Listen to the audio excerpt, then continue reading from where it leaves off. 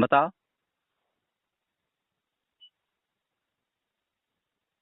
Hello. हाँ। हाँ बताओ, का कहा थे, बताओ कुछ बोल। तुमने गांव को मान मर्यादा कुछ खत्म करे चाहते हैं। अब को न हमन लोगन से बताया न कुछ, बता तू उठ वहीं के चली गऊ कूद के।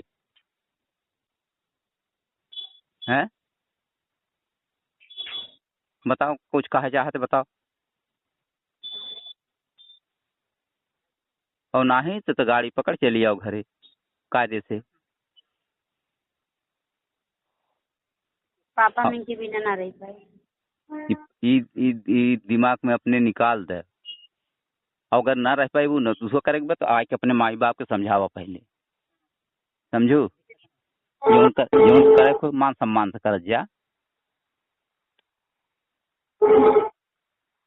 ये आई के अपने माई बाप के समझावा, माई बाप के अपने वो करा। जब तब ओकर बाद जौन कुछ होई तो होई। और ये सरी हमरे थुआ में दाग जिन लगावत जा। समझे? तू उनसे कह दे किराया दे दें तो चली आओ घरे। हाँ, तू घरे आई जाबू, ओकर बाद जौन होई तो देखा जाई। समझू? वो घरे आ होते हैं तू जौन मन कहता उनके हो तू ओकरे बाद तब ये सामने रहता सब जने तो हम झेल ले। अब तो हम लोग दोनों जने वहाँ बाटे पर कुछ हो जाए, पुलिस पकड़ ली, क्या कर जब वहाँ हैं? अब ऐसे गुमशुदी लिखाई दें, पकड़ जावा, दोनों जनी मार जावा, जेल में जावा, उल्टा सीधा हो है। हैं? यहाँ आवा और मान मर्यादा के साथ रह जा। इतना ना उसको उताला हो जाए क्या ही। गांव को मान मर्यादा कुछ रखा जात है, ऐसे ही थोड़ा कही जात है। माई पापा से कि ना कही जात पर घर वाली मार मार भगावत थी, तबे हम चली एक समय इनके लगे आहू ना होए तो मार हमरे कहा कि मार मार जब भगावत रहन तो हैं तो काहे के भगावत रहन। मेरे घरे वाले कहा कि उनसे बात कर हम करी थे। हाँ, मेरे भैया कहा उनसे बात करा तुमके हाँ बात करी थी।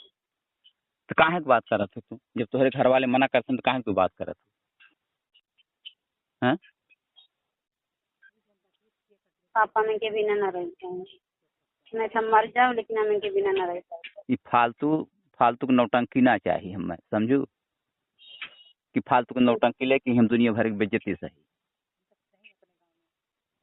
ये तो हमारा पूरा गांव दुश्मन भव है। तू आय के अपने माई बाप के कहाई चीज पहले तू आवा घरे, उन्हें मैं छोड़ दे। दीपावली लो आई हैं, ओकर बाद तू अपन ही जोन करे खोई कैले जाए, ओकर बाद तब हम बताए। पहले आवा अपने माई बाप में। तो हमें मार डाली भाई। के मार डारी? नहीं मार डरी है तो हम देखब न कैसे।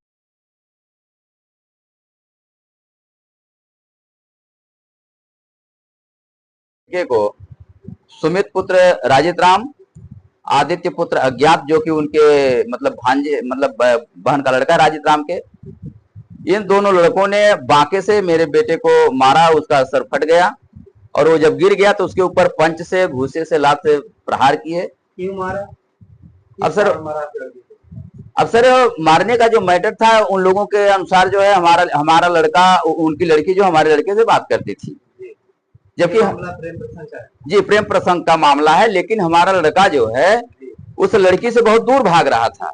लेकिन वो लड़की जो है हमारे लड़के के कसम धरा करके हम लोगों की और अपने जान देने की धमकी दे करके, जब आपका बच्चा उस लड़की को प्रेम कर रहा था। नहीं सर, लड़का हमारा नहीं प्रेम कर रहा था। नहीं, संज्ञान में नहीं था। नहीं जी, हमारे संज्ञान में नहीं था। ये कुछ दिन बाद लगभग सितंबर में मेरे संज्ञान में आया। जब मेरा लड़का, मैंने जब बात मुझे किसी तरीके से पता चली तो मैंने अपनी लड़कियों को गुजरात भेज दिया। जब लड़का हमारा गुजरात गया सितंबर में, वो लड़की चली गई गुजरात। जब ये लड़की गुजरात गई तो मेरा लड़का वहां से मुझे फोन किया पापा यहाँ चली आई है। तो मैंने बताया कि बेटा उसको क्वार्टर पर मत ले जाना और स्टेशन से उसको वापस भेज दो। तो मैंने 23 मिनट 32 सेकंड की वहां पर उसकी रिकॉर्डिंग किया है। वो रिकॉर्डिंग मेरे पास में है, ठीक है। उसके बाद मैंने बहुत समझाया कि गांव की बेटी हो, गांव की तरह से रहो, सबका मान सम्मान, माँ बाप का मान सम्मान, सबका मान सम्मान रखो। लेकिन उसने सिर्फ एक ही शब्द उस रिकॉर्डिंग में कहा है कि मैं इनके बिना जीवित नहीं रहूंगी। अगर मैं घर जाती हूँ तो मेरे बाप माँ मुझे मार डालेंगे और मेरा भाई मुझे फावड़ा और राड लेके मारने की जो है तैयार था।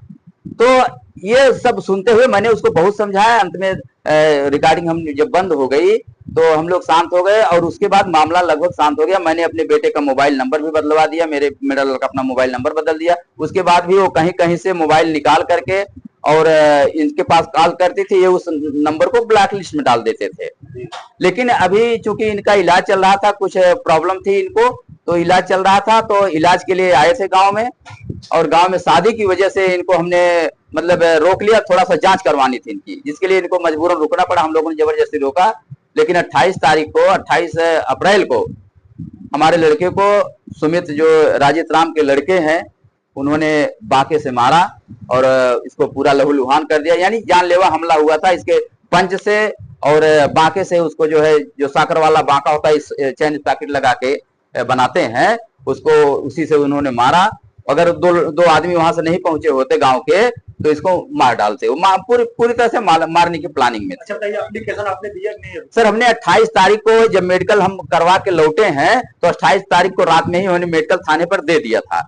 लेकिन हमारा एफआईआर दर्ज नहीं हुआ। कल सुबह मतलब लगभग 1 तारीख को मैं पुनः जब जाकर के वहां पे अपनी एफआईआर कॉपी मांगने लगा, मुझे रसीद दे दीजिए, मेरी नकल दे दीजिए, तो उन्होंने दीवान ने कहा कि अभी लिखा नहीं गया है, 1 घंटे बैठो, मैं लिख दे रहा हूं। फिर उन्होंने कहा कि उस जो हमारी कॉपी थी नहीं मिली।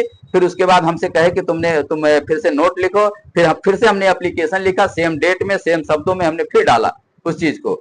उसके उन्होंने कहा 1 घंटे बाद इंतजार कीजिए। हम 1 घंटे बाद जो है, 1 घंटे तक बाजार में हम बैठे थे। उसके बाद हमें विनोद पटेल जो चौकी इंचार्ज हैं बेलवाई के, उन्होंने हमको बुलाया। उसके बाद हमको वहां कंप्रोमाइज करने की बात करने लगे और वहां पर हमारे ऊपर प्रेशर करने लगे कि तुम्हारे बेटे को 376 में डाल देंगे, तुम्हारा लड़का जेल में चला जाएगा।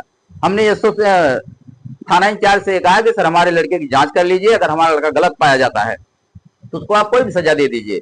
और सर, एक बात मैं और विशेष तौर से बताना चाहता हूं कि जो लड़का किसी लड़की से प्रेम करेगा वो अपने घर की जिम्मेदारी से लगभग दूर हो जाता है, क्योंकि वो अपने प्रेमिका को सजाने संवारने में लग जाता है। लेकिन मेरा बेटा जब से कमा रहा है, मेरे घर की पूरी जिम्मेदारी देख रहा है, मेरे मान सम्मान का ख्याल कर रहा है। लगभग 1-1.5 लाख रुपए मेरे ऊपर कर्ज था, मेरा लड़का भर चुका है और लगभग अभी 50-60 हजार रुपए इसको और भरना बाकी था।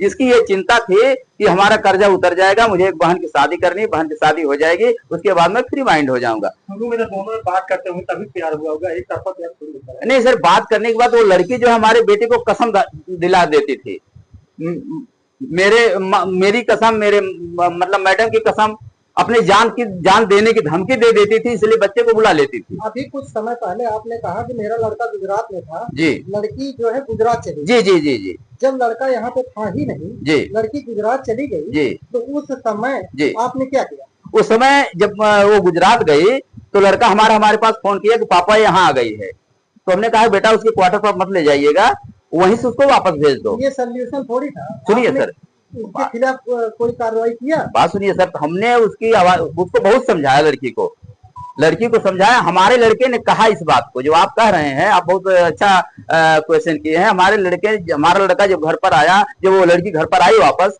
तीसरे चौथे दिन, तो हमारे लड़के ने कहा कि पापा, अपनी माँ से कहा कि माँ वो घर गई है, आप थाने में FIR करवा दो।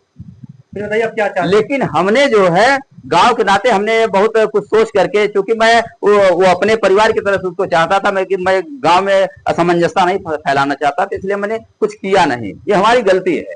अगर मैं उसमें FIR कर दिया था तो आज मुझे झेलना नहीं पड़ता। आगे क्या चाहते हैं? आगे सर, हम ये चाहते हैं कि हमारे जो बच्चे को जिन्होंने मारा है उनके ऊपर केस हो, और अगर लड़की मान जाती है तो वो जहां शादी करना चाहती है वो शादी कर ले। अगर इनके साथ वो जबरदस्ती शादी करना चाहती है, हालांकि लड़की की उम्र 24 साल है, मेरे बेटे की उम्र 21 साल है, अगर नहीं मानती है तो मैं शादी करने के लिए भी तैयार हूं।